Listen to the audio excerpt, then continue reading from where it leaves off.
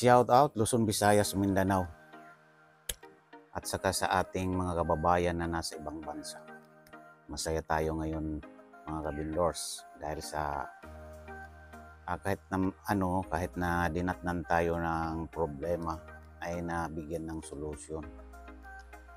Itong aking anak ng dinala ko sa ospital, talagang napakahirap ang kalagayan mga guys. Kaya ito ay idinulog ko sa inyo mga guys, na matulungan ako upang maipagamot ko siya or mailaboratory. Kasi yung pinasukan mga guys na hospital ay private, kasi na nga siya, emergency na nga mga guys. Kumbaga sa kuan, agaw hininga, kasi mahirap siya huminga mga guys ng mga panahon na yon, na araw na yon na dinala namin. Ngayon naman, dahil ako'y nanawagan na ako'y matulungan, yan yung ating mga mabubuting puso na ating mga kaibigan sa Facebook or mga subscriber ko sa YouTube ay nagpaunlak sila na ako'y matulungan. Yan, malaki ang pasasalamat ko doon sa inyo mga nagpaabot ng tulong. Yan, nalikom namin yung pera, tapos na ipambayad namin doon sa halos isang araw lang at kalahati na pag-stay namin doon sa private hospital. Huwag na lang natin tukuyin ang pangalan ng hospital mga guys, kasi baka makasama naman sa kanila. Ito ay aral lang sa atin na yung mga private pala ng mga hospital ay napakamahal ang singilan. Kahit na hindi naman wala man silang masyadong ginawa doon, kundi yan lang, lagyan nila ng gamot yung suwero. Yan lang naman ang nakita ko doon na ginawa nila. Siyempre umuwi na ang anak ko nung mga isang araw na yan, nag-decide na kami na ilabas mga guys, mga kabindors. Yan naman, na punuan din ang aming bayarin, na ang talagang pinakatotal na bayarin ay 16,000. Ngayon naman nakapag-down kami ng 5,500 nung araw na yun, kasi hindi daw ilalaboratory ang aking anak.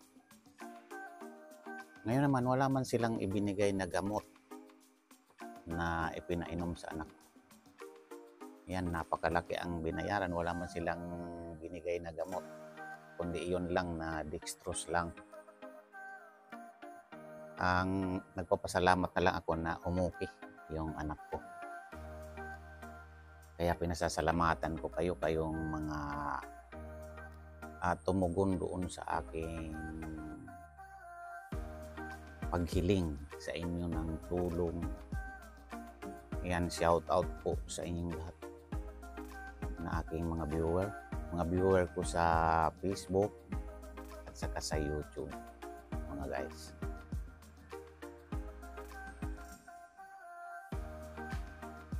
Yan, nagpapasalamat tayo ng napakarami doon sa ating mahal na sponsor na tumutulong talaga doon sa aking mga content, na talagang sobra ang paghihirap na aking mga content.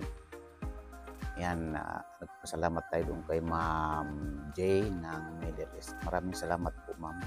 Yung ipinaabot mong pera ay naiambag ko doon sa aming bayarin sa hospital. Yan, yung aking anak.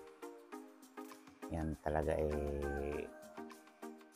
mahirap ang kalagayan niya, kaya walang iba naming naisip kundi ipasok na lang dyan sa private hospital na yan.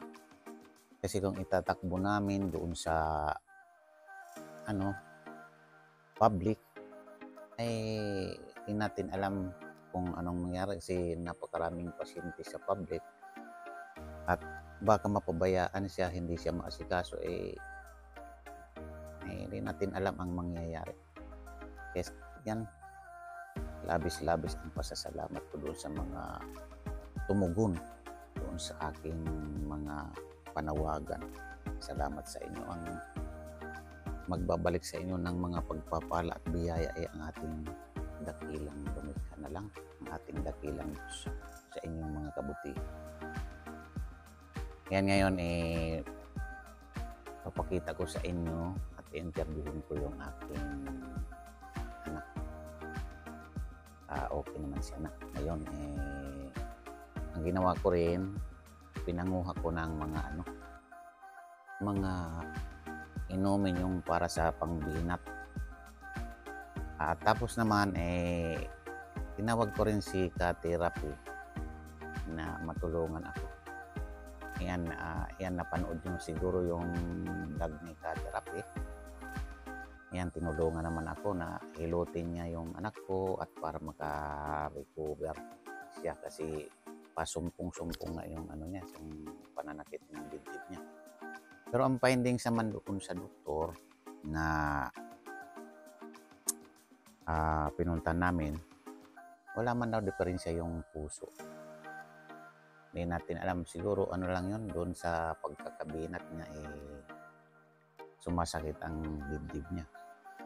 Kasi sabi naman mga matatanda, ganun daw yun. Mahirap din ang mga binat, mga guys. Kaya yan, shout out sa inyong lahat, yung mga dyan, mga kaibigan kong nagpaabot ng ayuda doon sa para makalikom kami ng ganong pambayad namin sa hospital, mga guys. Yan mga kabindors, ito na si Jessica, yung aking anak na nakita niyo doon sa ating unang video. Yan, okay na siya. Yan, nagpapasalamat ako doon sa mga tumugon sa aking panawagan. Kasi na nga talaga siya. Kailangan niya talaga na ipasok doon sa private hospital na yan, mga guys. Yan ngayon ay okay na siya. Yan, labis-labis ang aming pasasalamat sa inyo, sa inyong mga nag-support at nakalikom kami ng pangbayad doon sa hospital na yun na napakamahal, mga guys. Kamusta na anak? Pinabapkaramdam mo?